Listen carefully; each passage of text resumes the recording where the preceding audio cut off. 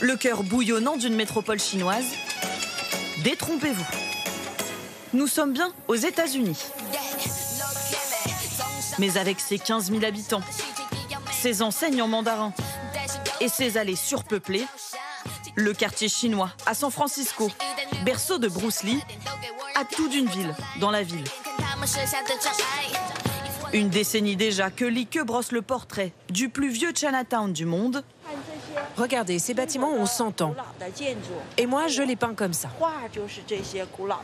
Mais depuis quelques mois, ces ruelles ancestrales ont changé de visage. Vous voyez le magasin à côté? Ils liquident tout, ils vont bientôt fermer. Face aux droits de douane imposés par le président américain sur les produits chinois, les habitants de Chinatown sont en première ligne. À commencer par les restaurateurs, contraints de se livrer chaque semaine en produits frais.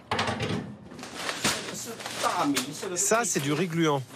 Ça vient de Chine, Hong Kong, Taïwan. Tous les prix augmentent.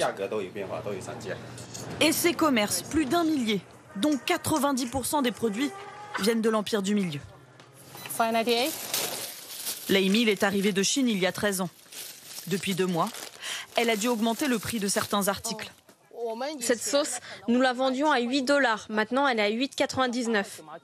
Avec ses prix relativement bas et ses marges faibles, impossible pour elle d'absorber la surtaxe des droits de douane. Là, il y a tous nos stocks. Alors chaque jour, la patronne surveille la hausse des prix avec son fournisseur.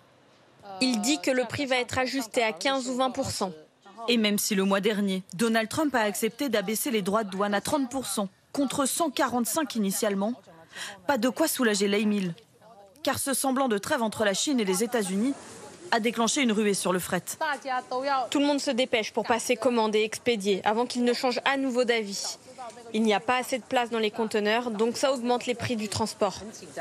Une pression économique bien pire que celle subie lors de la pandémie en 2020. Pendant l'épidémie de Covid-19, on a reçu des subventions pour nous soutenir. Mais avec cette guerre commerciale, on n'a aucune aide. Nourriture, médicaments, le surcoût touche tous les produits du quotidien. Oubliez les achats plaisir. Ça fait du mal à beaucoup de gens. Quand les droits de douane augmentent, ça nous retombe dessus et c'est nous qui payons.